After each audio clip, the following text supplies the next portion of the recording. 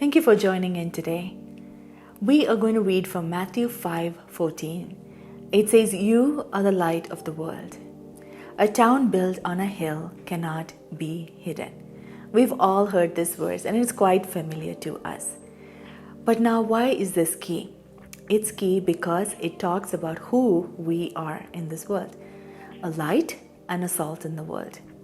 A light shows the way and salt preserves. As the world goes into deeper darkness and moral degradation, the only entity that will preserve morality and show the way is the church.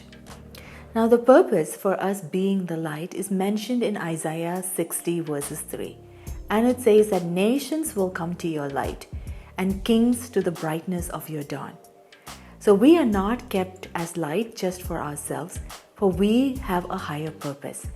Nations are waiting and watching for a light, for someone to set a standard to emulate. Many a times we find ourselves on the other end of the spectrum, where the church looks to the nations on things to emulate, forgetting that we are the light, forgetting that we are the salt, forgetting that they are supposed to be watching us, that they are waiting for the light that is in us to shine. Ephesians 5:8 says, "For you were once in darkness, but now you are light in the Lord. Therefore live as children of light." Now, how are we to live as children of light? Ephesians 5:11 says, "Have nothing to do with the fruitless deeds of darkness." You see, every deed done in darkness or every dark deed is fruitless. And this command is clear that we have to have nothing to do with the fruitless deeds of darkness. As children of God, we cannot compromise with the world or with darkness to water down the gospel or to water down the word in order to appease our flesh or the world. We cannot live the compromising, people-pleasing, politically correct kind of lifestyle.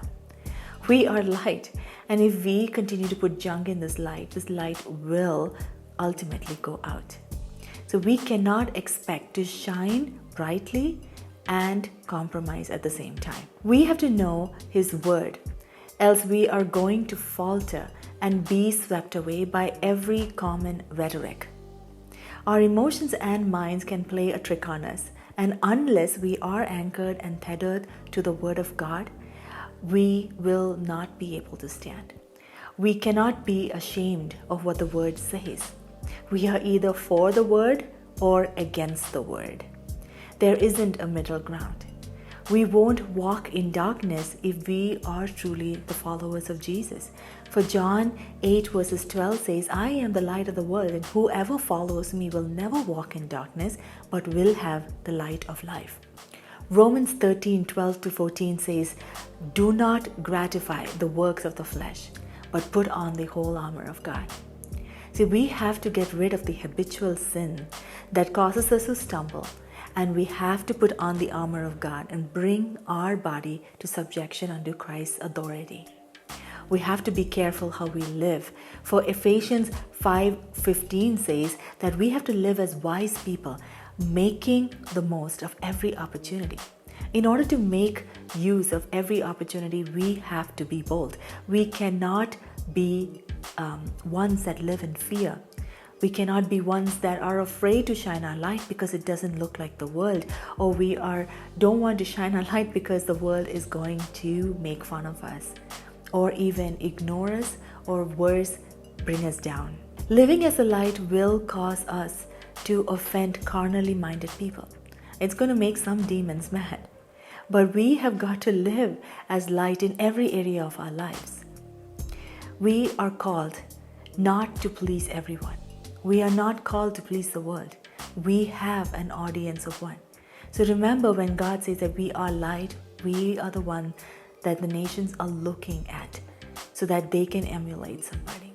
Remember that we are light and salt, and that we are called to show the life of Christ and also preserve our society from moral degradation. Hope this has blessed you. Continue to join us for next week.